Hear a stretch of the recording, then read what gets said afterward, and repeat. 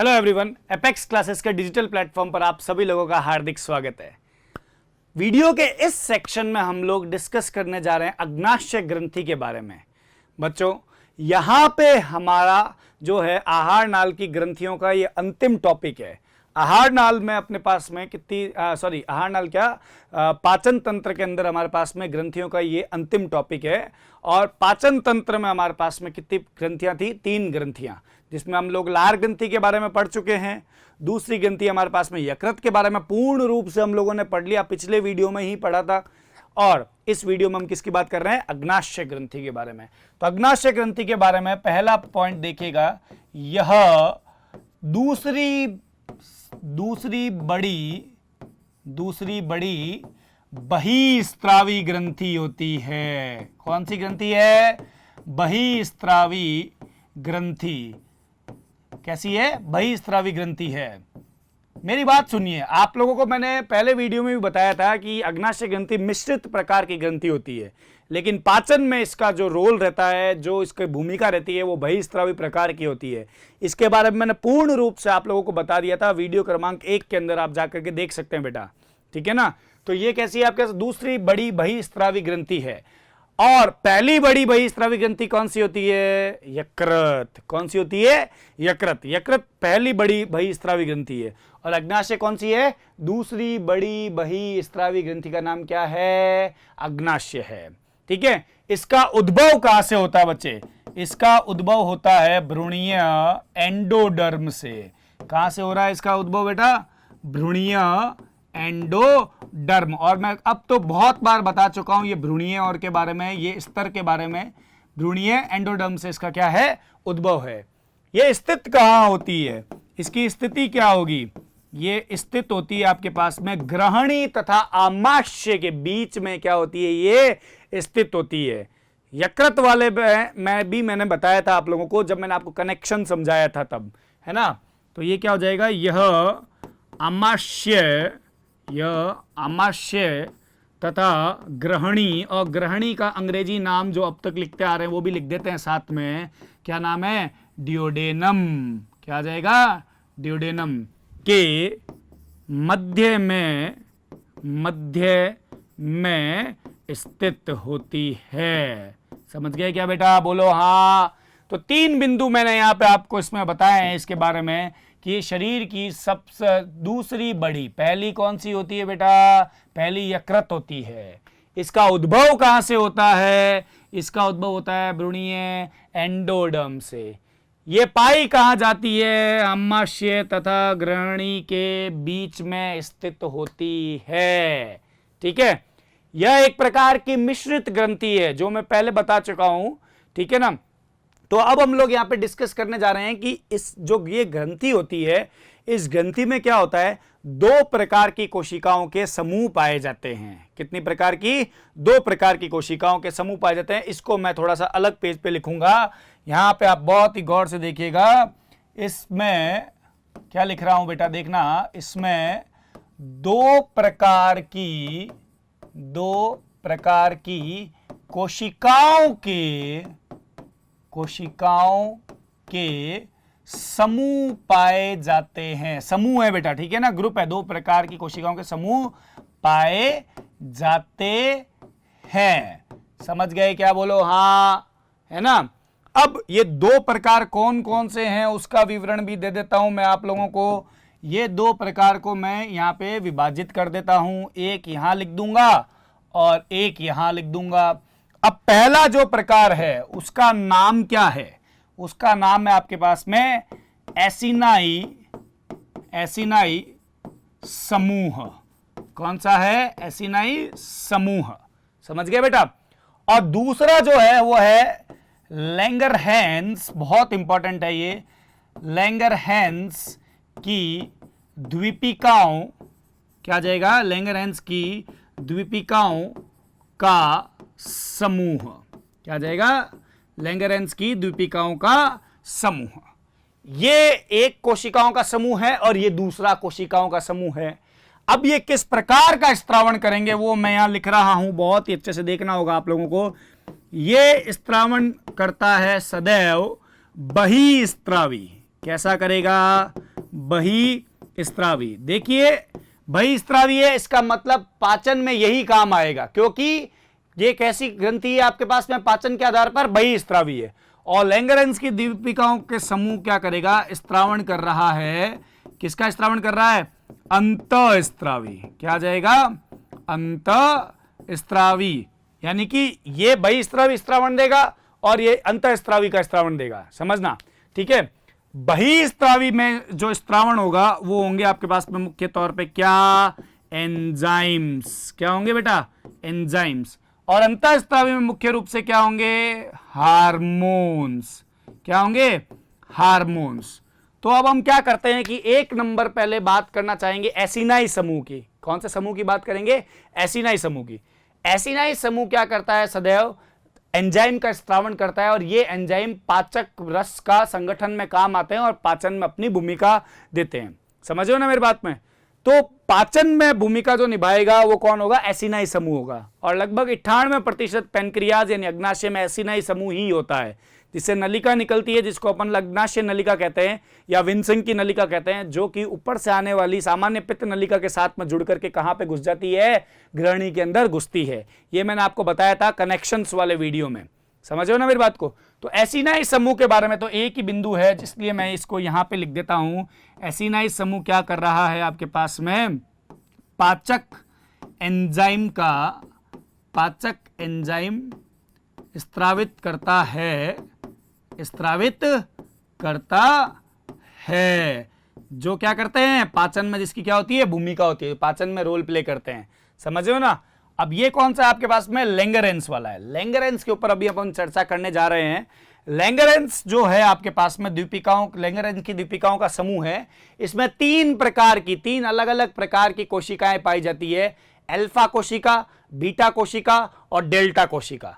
इनके बारे में भी वर्णन करता हूं मैं। उससे पहले अपन लोग एक चित्र बना लेते हैं, किसका, अपने पास में पेनक्रियास के बारे में अपन क्या करते हैं, यानी अग्नाशय के लिए एक चित्र बनाते हैं। एक गोला बनाना होगा हमको पूरा, ये देखिएगा, बहुत अच्छे से समझना होगा आप लोगों को, ठीक है।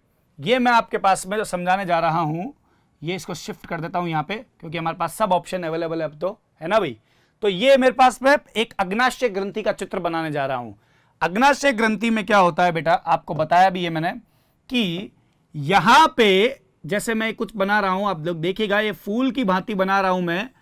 ये जो चीज है आपके पास में वो है एसिनाई समूह। कोशिकाओं का कौन सा समूह है, ये एसिनाई समूह है। और एसिनाई समूह किस प्रकार का होता है, बहिस्त्रावी। और बहिस्त्रावी मतलब ऐसी ग्रंथियां जिससे क्या हो, उसकी स्वयं की नलिका निकलती हो।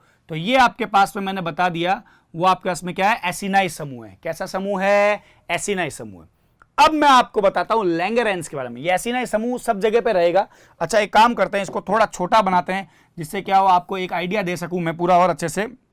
यहां पे देखना पड़ेगा आप लोगों को, देखिएगा थोड़ा सा। अच्छा ये फिर से गायब हो गया, तो अपन नया गोला बनाते हैं ना। तो आप देखिए यहाँ पे आपके पास में, मैं इसलिए वापस बना रहा हूं क्योंकि मैं थोड़ा छोटा बनाना चाह रहा हूं इसको, ठीक है ना। तो इसको देखिए आप लोग, यहाँ पे ये हमारे पास में एसिनाई समूह आ जाएगा। क्या आ जाएगा, एसिनाई समूह। इधर भी हमारे पास में क्या आ जाएंगे, एसिनाई समूह आ जाएंगे और एसिनाई समूह।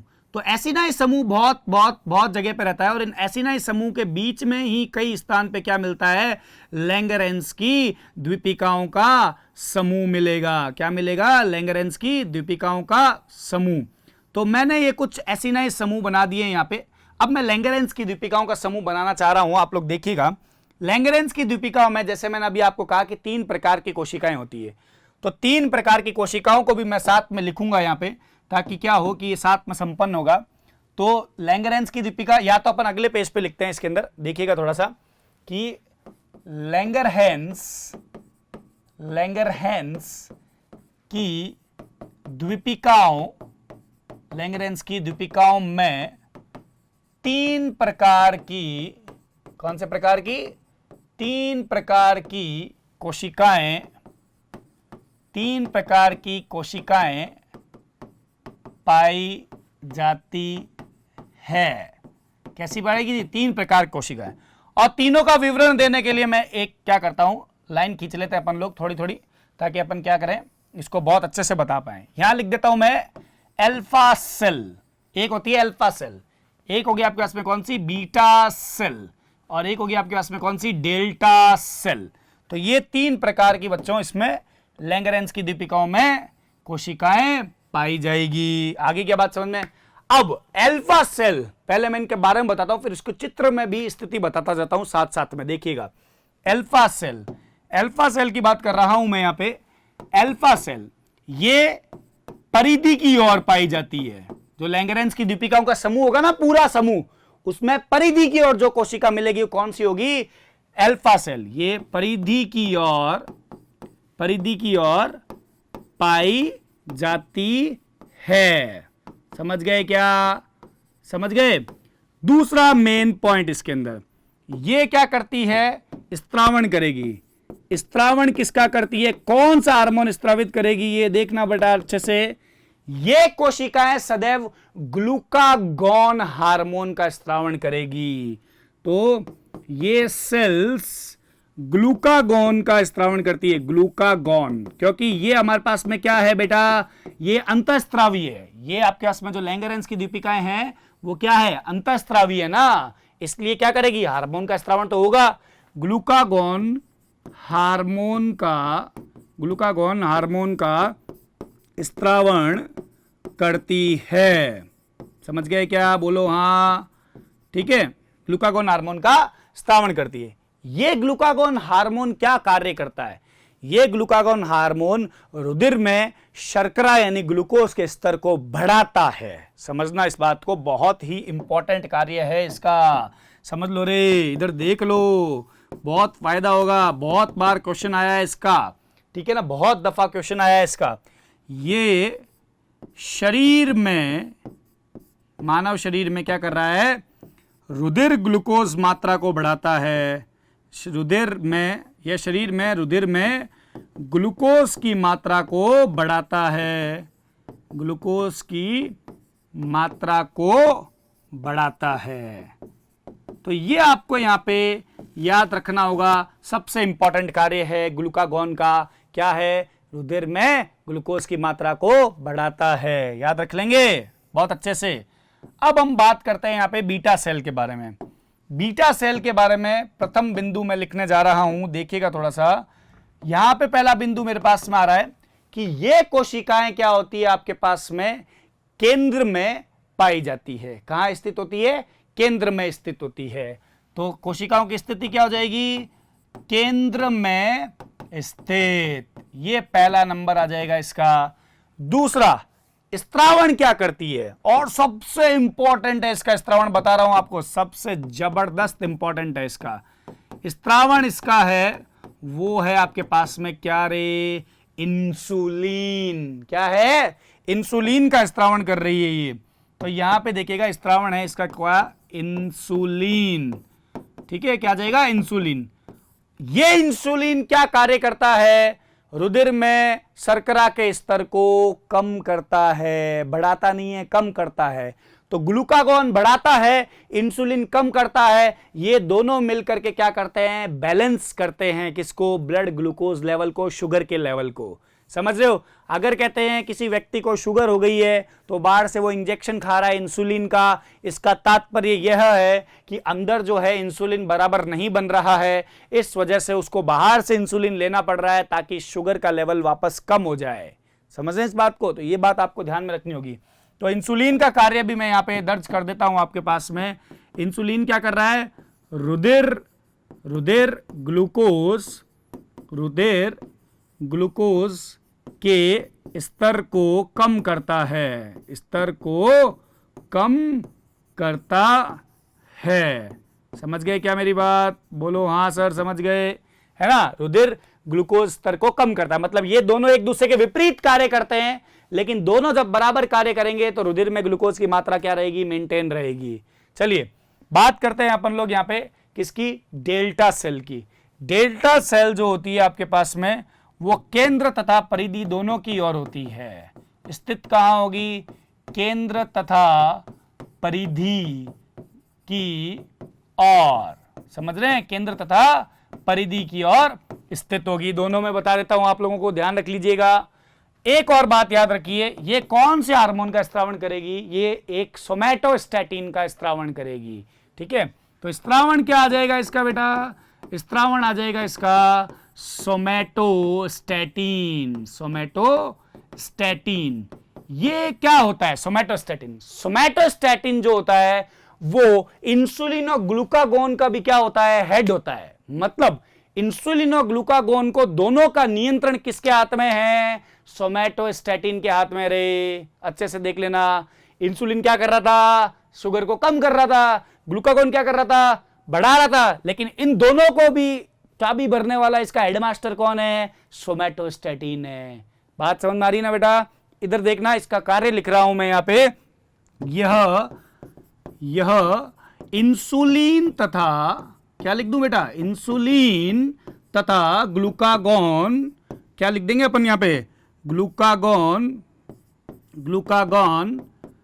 को नियंत्रित रखता है। क्या करता है? नियंत्रित रखता है।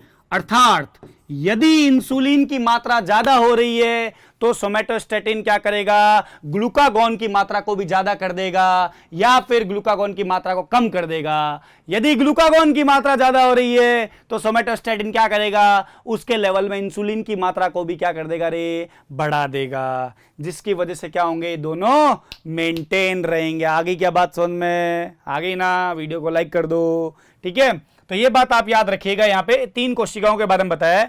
अब मैं इन तीनों का क्या कर रहा हूं, आपको चित्र में बता देता हूं क्या स्थिति रहती है लैंगरेंज की दीपिकाओं की। तो लैंगरेंज की दीपिकाओं की स्थिति को समझने के लिए हम लोग यहां पे सबसे पहले कुछ ऑरेंज कलर की सेल से, या फिर ऐसा करते हैं थोड़ा अपन लोग डार्क कलर ही यूज करते हैं ताकि आपको दिख जाएगा। ये मेरे पास में यहां पे एक गोला बनाना था मेरे को, वैसे डैश डैश वाला, लेकिन इसमें है नहीं। तो अपन एक काम करते हैं कि यहां पे देखिएगा, ये मैंने आपके पास में लैंगरेंज की दीपिकाओं की कोशिकाओं का एक चित्र बनाने की कोशिश कर रहा हूं। आप बस यहां पे देखिएगा, इस स्थान पर देखने का प्रयास कीजिएगा, आपको बहुत अच्छे से समझ में आएगा। देखना बहुत अच्छे से, जूम करके भी बता दूंगा आप लोगों को, है ना। तो ये परिधि की ओर जो कोशिका होगी उस कोशिका का नाम मैं यहां पे रखने जा रहा हूं। कौन सी कोशिका? Alpha cell. कौन सी आएगी? Alpha cell. केंद्र में जो कोशिका होगी वो आपके पास में कौन सी होगी बेटा? वो होगी आपके पास में बीटा सेल। तो हम लोग इसका नाम भी यहां पे क्या लिख दें? Beta cell. अंडरस्टैंड? अब मेरे पास में यहां पे 3 नंबर पे जो कोशिका आ रही है वो कौन सी है? डेल्टा सेल, जो केंद्र में भी उपस्थित होगी और परिधि की ओर भी उपस्थित हो सकती है। तो ये आपके पास में कौन सी आ जाएगी? Delta cell. तो यहां पे क्या लिख दूं मैं बेटा? यहां पे डेल्टा सेल। और ये तीनों मिलकर के जो एक बीच में आपको गोला नजर आ रहा होगा, इस गोले को हम लोग क्या कहते हैं? यहाँ पे ये वाला गोला नहीं, इसको तो यहीं पे जमा कर देते हैं भाई, तो यहीं रुक जा, ठीक है। ये जो आपको नजर आ रहा है ना, देखिएगा एक बार हाईलाइट करके दिखाता हूं, ये वाला गोला, इस गोले को कंप्लीटली, संपूर्ण तौर पे लैंगरेंज की द्वीपिकाएं कहते हैं। क्या कहते हैं? लैंगरेंज की द्वीपिकाएं। देखो ये रहा, दिखा अब, लैंगरेंज की द्वीपिकाएं कह रहे हैं हम लोग। तो इसका क्या नाम मैं साइड में लिख दूं क्या? इन तीनों को हम लोग क्या कह रहे हैं? लैंगरहैंस की द्वीपिकाओं का समूह या द्वीपिकाएं, ठीक है। और ये कैसे प्रकार की होगी? ये होगी अंतःस्त्रावी, क्योंकि ये हार्मोन का स्त्रावण कर रही है। ठीक उसी प्रकार यहां पे आपके पास में क्या हो रहा है? ये एसिनाई समूह है। एसिनाई समूह से आप जानते हैं क्या निकलती है? यहां पे अग्नाशय नलिका। क्या निकलेगी? अग्नाशय नलिका। तो क्या मैं इसका नाम भी लिख दूं? आप कहते हो तो लिख देता हूं। ये आ जाएगी मेरे पास में क्या? अग्नाशय नलिका।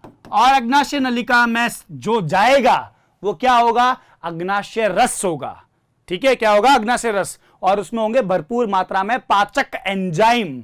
अभी बताऊंगा कौन कौन से एंजाइम होंगे अगले ही टॉपिक में, ठीक है। और इसका नाम क्या लिख देता हूं मैं? एसिनाय समूह। क्या आ जाएगा? एसिनाय समूह। तो ये इस प्रकार से क्या होती है, आपके पास में अग्नाशय की स्थिति रहती है। ये आपके पास में मैंने क्या बनाया? अग्नाशय का एक काट का चित्र बनाया है, जिससे आपको आइडिया लग जाए। लेकिन आप वो वाली बात कतई नहीं भूलोगे। कौन सी? कि अगर आपके पास में जैसे इंसुलिन और ग्लूकागॉन वाली, ठीक है, क्या करता है? ग्लूकागॉन क्या कर रहा है? ब्लड ग्लूकोज लेवल बढ़ा रहा है। क्या कर रहा है? ब्लड ग्लूकोज लेवल इंक्रीज कर रहा है, बढ़ा रहा है। और उसी जगह पे इंसुलिन क्या कर रहा है, इंसुलिन जो है वो ब्लड ग्लूकोज लेवल को कम कर रहा है। क्या कर रहा है, ब्लड ग्लूकोज लेवल को कम कर रहा है। और दोनों एक दूसरे के विपरीत कार्य करते हैं, जिसके परिणाम स्वरूप रुधिर में ग्लूकोज की मात्रा मेंटेन रहती है। समझ रहे हो मेरी बात को? तो ये बात आपको दिमाग में रखनी थी। ये संपूर्ण जानकारी जो मैंने दी है आपको, वो अग्नाशय के बारे में बताई है, अग्नाशय ग्रंथि के बारे में बताई है। तो ये बात आप दिमाग में रखिएगा। तो बच्चों, अग्नाशय ग्रंथि के बारे में हम लोगों ने सारी चीजें देख ली अच्छे से, आ गया ना समझ में? अब हम लोग बात करने जा रहे हैं इसी वीडियो के अंदर पाचक रस का संगठन। देखिए यहां पे संपूर्ण एनाटॉमी खत्म हो गई है। कौन सी? किसकी? अपने पास में पाचन तंत्र की। डे 1 पे मैंने आपको बताया था कि पाचन तंत्र को 2 भाग में विभेदित करते हैं। एक आहार नाल, आहार नाल के सारे भाग मैंने आपको पढ़ा दिए, और दूसरी होती है पाचक ग्रंथियां। और पाचक ग्रंथियां भी हमने सारी पढ़ ली है। यकृत भी पढ़ लिया, लार ग्रंथि भी पढ़ ली, और अग्नाशय ग्रंथि भी पढ़ ली है। सब अब हम कनेक्शन जान चुके हैं। अब हमारा स्टेप है कि प्रक्रिया कैसे होती है, कार्बोहाइड्रेट पचता कैसे है, वसा कैसे पचती है, प्रोटीन कैसे पचता है, उनका अवशोषण किस प्रकार होता है, उनका उपयोग कोशिकाएं किस प्रकार लेती है, और वो शरीर से किस प्रकार बाहर त्यागे जाते हैं, विभिन्न प्रकार के विटामिन्स, हार्मोन्स और रोग कौन से होते हैं पाचन संबंधित। अब ये बातें रही है, समझे मेरी बात को? तो आप लोग यहाँ पे देखते रहिए, मैं पाचक रस का संगठन बता रहा हूं। ये संगठन आप स्टार्टिंग में याद रख लीजिए पूरा, ताकि आपको आगे किसी भी पाचक, जैसे मैं कोई भी कार्बोहाइड्रेट का पाचन पढ़ा रहा हूं तो उसमें कोई तकलीफ ना हो, यहीं पे ही आपको याद करना होगा। और मैं आपको स्टार्टिंग से बताऊंगा, मुख गुहा से लेकर के छोटी आंत तक जो जो स्त्रावण हो रहा है उन सब की हम एक लिस्ट बनाने जा रहे हैं, और सब आप पढ़ चुके हो। तो आप लोग बस ध्यान लगाइएगा, और हम उन्हीं के नाम लिखेंगे जो पाचन की प्रक्रिया में काम आएंगे, उनके नाम ही लिखेंगे हम लोग, ठीक है? सारा नाम नहीं लिखेंगे। तो अब बात करते हैं अपन पाचक रस के संगठन के बारे में। देखिएगा इधर, आप अच्छे से बहुत ध्यान लगा के सुनना होगा आपको। पाचक रस का संगठन क्या आ जाएगा? पाचक रस का संगठन। ये बात आपको यहां पे ध्यान रखनी है कि इस संगठन में कौन कौन से नाम आएंगे।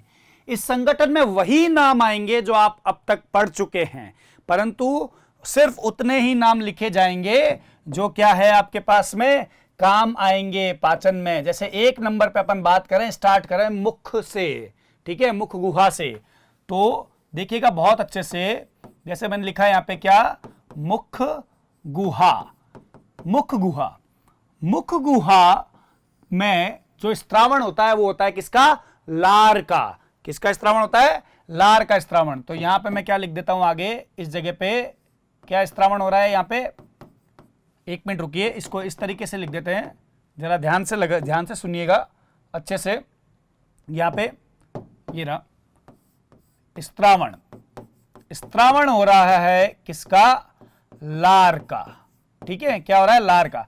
अब लार का संगठन बहुत बड़ा था, जब हमने पढ़ा तब लार का संगठन बहुत बड़ा था, लेकिन हमको सिर्फ उसी में से वही चीज लेनी है जो पाचन में काम है। जैसे लार में जल भी होता है, श्लेष्मा भी होता है, लार अमाइलेज एंजाइम होता है, कुछ आयंस होते हैं, यूरिया यूरिक अम्ल होता है, आईजीए एंटीबॉडी होता है, लेकिन इन सब में पाचन में जो काम आने वाली चीज है वो क्या है आपके पास में? केवल और केवल लार एमाइलेज। तो यहाँ पे क्या लिखेंगे? लार में अपने पास में 2 चीजों के ऊपर अपन फोकस करेंगे। एक होगा हमारे पास में वो है लार एमाइलेज, जिसका दूसरा नाम टाइलिन भी होता है बच्चे, है ना?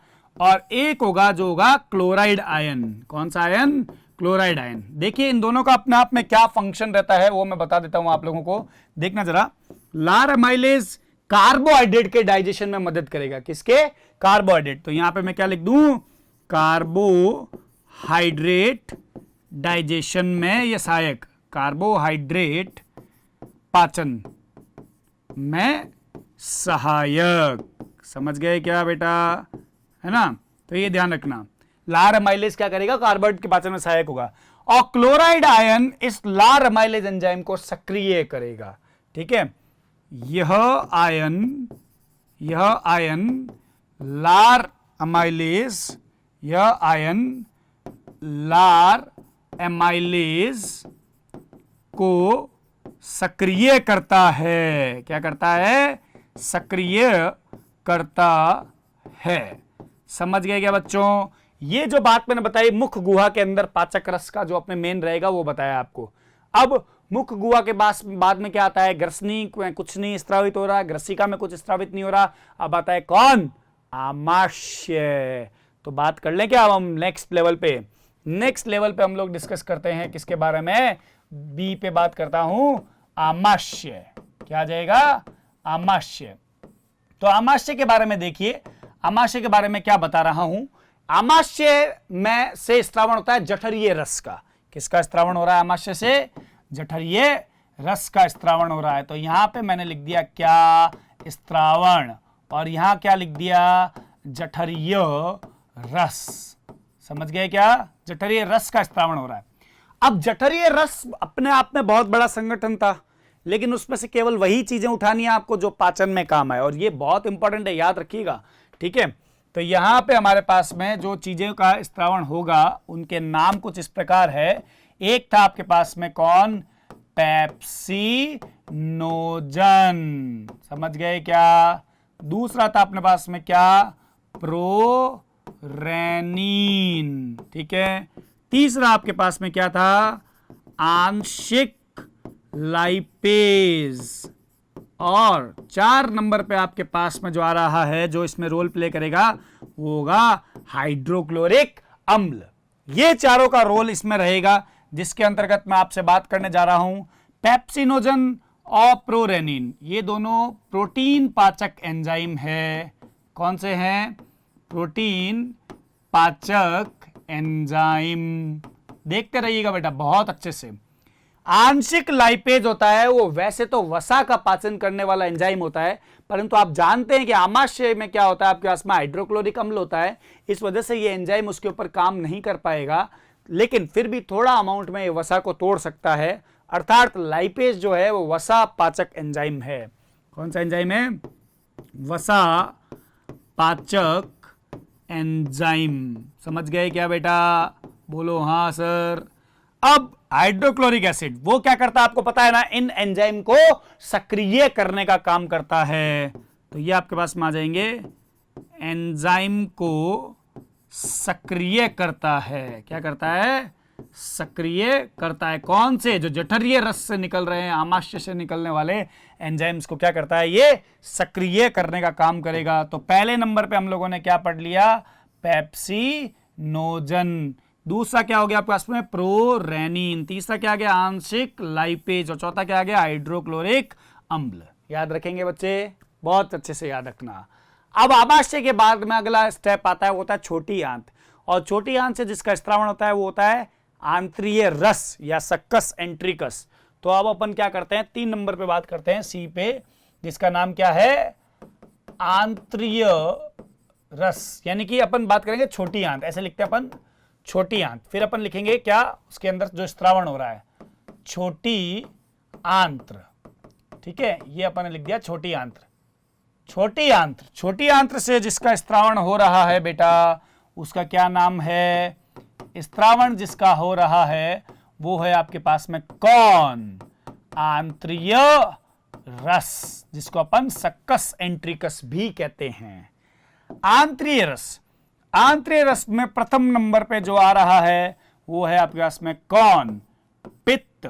कौन आएगा, पित्त आएगा। ध्यान रखना इस चीज को, क्या आएगा, पित्त आएगा, बाइल जिसको अपन कहते हैं। और बाइल का क्या कार्य रहता है बेटा, बाइल वसा का पाइसीकरण करता है। पाचन में रोल यही होता है ना इसका, वसा का पाइसीकरण। ये सब बता चुका हूं, सिर्फ इसलिए बात कर रहे हैं अपन लोग कि ताकि एक साथ में वापस सब बता देता हूं ना। वसा का पाइसीकरण, पाइसीकरण करेगा ये। चलिए ये बात यहां पे समाप्त हो गई। 2 नंबर पे बात करते हैं, हमारे पास में जो आंतरिक रस में होता है वो होता है अग्नाशय रस। क्या होगा, अग्नाशय रस। क्योंकि अग्नाशय रस भी कहां पे आकर के खुलेगा, कहां पे मिलेगा, ग्रहणी यानी ड्यूडेनम में मिलेगा। तो सारा ड्यूडेनम के अंदर ही आ रहा है, छोटी आंत का बता रहा हूं ना।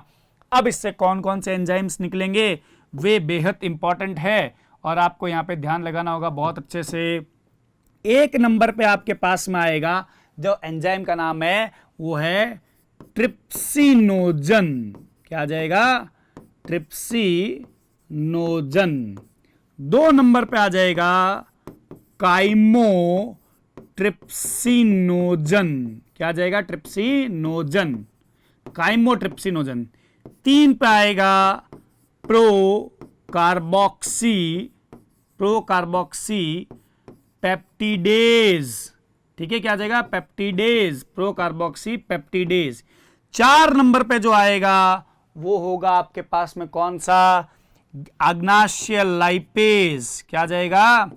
अग्नाशय लाइपेज। 4 आ गए क्या? बोलो हाँ। 5 नंबर पे आएगा आपके पास में न्यूक्लियेज। कौन सा आ जाएगा? Nuclease, nuclease. समझ रहे हैं बेटा? तो ये आपके पास में कौन कौन से आ गए यहां पे कि 5 एंजाइम, ट्रिप्सिनोजन, काइमोट्रिप्सिनोजन, प्रोकार्बोक्सीपेप्टिडेज, अग्नाशय लाइपेज, और कौन सा आ गया आपके पास में? एक और कौन सा आ गया आपके पास में? न्यूक्लियेज आ गया यहां पे। समझ रहे ना? ये आपके पास में अग्नाशय रस के संगठन है। इसमें एक नाम और है बेटा, ठीक है ना? टोटल कितने होते हैं आपके पास में? 6 होते हैं। तो पहला तो अपन ने क्या लिख दिया? ट्रिप्सिनोजन, फिर काइमोट्रिप्सिनोजन, प्रोकार्बोक्सीपेप्टिडेज, ठीक है, अमाइलेज। अपन क्या लिखना भूल गए यहां पे? अग्नाशय अमाइलेज। तो हम यहां पे क्या लिख देते हैं? पैनक्रेटिक अमाइलेज लिखेंगे यहां पे। तो 6 नंबर का जो एंजाइम है वो उसका नाम मैं यहां लिख रहा हूं, आप देखिएगा क्या नाम है? अग्नाशय एमाइलेज। तो ये आपके पास में एक और नाम आ जाएगा। टोटल कितने हो गए आपके पास में? 6 हो गए। Trypsinogen, chymotrypsinogen, procarboxypeptidase, pancreatic lipase, nucleus, और कौन सा हो गया? अग्नाशय अमाइलेज। अब इनके कार्य क्या रह सकते हैं छोटे पैमाने पे अगर अपन बात करें? ये तीनों जो है आपके पास में, ये तीनों होते हैं प्रोटीन पाचक एंजाइम। क्या होते हैं? प्रोटीन पाचक। एक मिनट, इसको थोड़ा सा स्पष्ट लिख देता हूं ताकि आपको पता लगे। प्रोटीन पाचक एंजाइम, ठीक है, प्रोटीन का पाचन करने वाले एंजाइम है ये। और अग्नाशय लाइपेज क्या करेगा? वसा का पाचन। क्या करेगा? वसा का पाचन। न्यूक्लियस क्या करेगा आपके पास में? ये करेगा न्यूक्लिक अम्ल का पाचन। डीएनए आरएनए होते हैं ना, उसमें भी न्यूट्रिएंट होते हैं, पोषक तत्व होते हैं। तो ये क्या करेगा? न्यूक्लिक अम्ल का पाचन, ठीक है, न्यूक्लिक अम्ल का पाचन, ये इसके अंदर आ जाएगा। अब एक और क्या रहा आपके पास में? अग्नाशय अमाइलेज। ये किस में मदद करेगा आपके पास में? कार्बोहाइड्रेट के पाचन में। तो यहां क्या लिख दूं मैं आपके पास में? कार्बोहाइड्रेट पाचन। समझ गए क्या? बोलो हाँ, है ना? तो ये बात आपको यहां पे ध्यान रखनी होगी बेटा। याद रख लोगे अच्छे से, पूरा अच्छे से याद रखना है यहां पे, ठीक है। अब मैं यहां पे आपको बताने जा रहा हूं एक और चीज का। यहां पे आंतरिय, खुद का आंत का खुद का रस भी तो होता है, सक्कस सेंट्रिकस। उसका क्या आपके पास में यहाँ पे स्त्रावण रहेगा, उसके नाम भी हम लोग यहाँ पे लिखने चाह रहे हैं, ठीक है ना? तो देखिएगा आप लोग, यहाँ पे मैंने आपको क्या बता दिया? एक कैटेगरी पित्त, दूसरा अग्नाशय रस, तीसरा बताने जा रहा हूं कौन सा आपके पास में? आंतरिय रस का संगठन, है ना? जो भी आंत में ही होगा, है ना? आंतरिय रस का संगठन। समझिएगा थोड़ा सा आप लोग इसको अच्छे से। आंतरिय रस का संगठन, आंतरिय रस के संगठन में 1 नंबर पे जो आएगा वो आपके पास में है एंटेरोकाइनेज, ठीक है। क्या होगा? एंटेरोकाइनेज। ये एंटेरोकाइनेज क्या करता है? सारे क्या करेगा? अग्नाशय एंजाइम में से कुछ एंजाइम्स को क्या करेगा? सक्रिय करेगा। कौन से एंजाइम होंगे जिनको सक्रिय करेगा वो मैं आपको पाचन की क्रिया विधि में जरूर बताऊंगा, लेकिन इसका कार्य आपको इसके आगे सिर्फ और सिर्फ इतना ही लिखना है, एंजाइम सक्रियक। क्या करेगा? ये एंजाइम को सक्रिय करेगा। और कौन से एंजाइम को सक्रिय करेगा वो मैं आपको किस में बताऊंगा? पाचन की क्रिया विधि में बताऊंगा। 2 नंबर पे मैं बात करता हूं, यहां पे जो होगा वो है आपके पास में डाइसैकेराइडेज। क्या आ जाएगा? डाइसैकेराइडेज। डाइसैकेराइडेज में अपने आप में क्या होंगे? 2-3 एंजाइम आएंगे जिसका नाम है, एक है लैक्टेज, एक है माल्टेज, एक एंजाइम होगा जिसका नाम होगा सुक्रेज। समझ रहे हैं? लैक्टेज लैक्टोज के डाइजेशन में काम आएगा, माल्टोज के डाइजेशन में माल्टेज काम आएगा, सुक्रोज के डाइजेशन में सुक्रेज काम आएगा। अर्थात ये तीनों कार्बोहाइड्रेट के पाचन में काम आएंगे रे, है ना। अभी अपन और बात करते हैं, पहले फिर साथ में लिख देंगे इसका सारा। 3 नंबर पे मैं बात कर रहा हूं, एक एंजाइम और स्त्रावित होगा, उसका नाम है लिमिट डेक्स्ट्रीनेज। लिमिट डेक्स्ट्रीनेज ये एंजाइम भी कार्बोहाइड्रेट डाइजेस्टिव एंजाइम है, समझ रहे हो, याद रखिएगा आप लोग इसको, लिमिट डेक्स्ट्रीनेज, समझ रहे ना मेरी बात को। तो ये अपने पास में आ गया। अब अपने पास में 4 नंबर पे जो स्त्रावित हो रहा है वो हो रहा है आपके पास में कौन सा, न्यूक्लियोसाइडेज। कौन सा आ जाएगा, न्यूक्लियोसाइडेज। और एक और आ जाएगा यहां पे आपके पास में 5 नंबर पे, न्यूक्लियोटाइडेज। क्या आ जाएगा, न्यूक्लियोटाइडेज। एक अब आपके पास में 6 नंबर पे जो आ रहा है वो है पेप्टिडेज, डाइपेप्टाइड और मोनोपेप्टाइड यानी कि प्रोटीन वाला। तो यहां पे अपन लिख देंगे क्या, पेप्टिडेज। ये आपके पास में क्या हो रहा है, एंजाइम आ रहे हैं, समझे मेरी बात को। तो ये कौन सा हो गया, लिमिट डेक्स्ट्रीनेज, सुक्रेज, माल्टेज, लैक्टेज, ये सब आपके पास में एंजाइम्स आ रहे हैं। अब इनका क्या रहेगा आपके पास में, कार्य क्या रह रहा है वो देखिएगा थोड़ा सा बहुत अच्छे से। ये जो आपके पास में आ रहे हैं ये सारे आपके पास में कौन से हैं, कार्बोहाइड्रेट। कार्बोहाइड्रेट, अच्छा इस कलर से थोड़ा आपको दिख नहीं रहा होगा इसके ऊपर, तो थोड़ा हम चेंज कर देते हैं इसको, देखिएगा जरा थोड़ा सा अच्छे से। यहां पे कार्बोहाइड्रेट यहां तक, ठीक है, यहां से यहां तक कार्बोहाइड्रेट, कार्बोहाइड्रेट पाचक एंजाइम, समझ गए क्या, ठीक है। ये दोनों आ जाएगा न्यूक्लिक अम्ल पाचक एंजाइम, ठीक है। क्या आ जाएगा, न्यूक्लिक अम्ल पाचक एंजाइम, समझ रहे हैं मेरी बात को। पेप्टिडेज आ जाएगा प्रोटीन पाचक एंजाइम। और एक एंजाइम और बच गया जो मैं यहां लिखना चाहूंगा इस लिस्ट के अंदर, जिसको हम लोग यहां लिख देते हैं 7 नंबर पे जो आ रहा है वो है लाइपेज। कौन सा होगा, आंतरीय लाइपेज। एंड अगेन आंतरीय लाइपेज, या फिर अपन इसको मोनोग्लिसराइडेज भी कह सकते हैं। और ये आपके पास में किस में आ जाएगा, यहां पे किसका आ जाएगा, वसा पाचक एंजाइम। कौन सा आ जाएगा, वसा पाचक एंजाइम आएगा बेटा। अच्छा इसको अपन ग्लिसराइडेज भी कह सकते हैं इस लाइपेज को, तो घबराएगा मत, कई जगह पे आपको ये भी देखने को मिल सकता है। तो ये बात आपको दिमाग में रखनी होगी, है ना। तो यहां पे आपके पास में क्या हो रहा है कि ये पूरा संपूर्ण जो आपके पास में आ रहा है वो किसका संगठन आ रहा है आपके पास में, ये आ रहा है आंतरीय रस का संगठन। तो बच्चों यहां पे मैंने आपको पूरा पाचक रस का संगठन समझा दिया है, मतलब कौन कौन सा एंजाइम कहां से निकल रहा है और किस कार्य में आपके पास में काम आ रहा है। अगले वीडियो के सेक्शन में मैं आपके पास में पाचन की क्रिया विधि के बारे में बात करना चाहूंगा, यानी मैं स्टार्ट करूंगा आपके पास में भोजन के अंतर्ग्रहण से। याद करना 1 नंबर वाला वीडियो, 5 पद बताए थे, भोजन का अंतर्ग्रहण, भोजन का पाचन, भोजन का अवशोषण, भोजन का स्वांगीकरण और भोजन का बहिक्षेपण। तो अपन जो नेक्स्ट वीडियो होगा उसमें बात करेंगे किसके बारे में, भोजन का अंतर्ग्रहण और भोजन का पाचन, जिसमें हम लोग कार्बोहाइड्रेट का पाचन पूर्ण रूप से पढ़ लेंगे, समझ रहे हैं। फिर अपन एक वीडियो में प्रोटीन का और वसा का और न्यूक्लिक अम्ल और का पाचन भी पढ़ेंगे।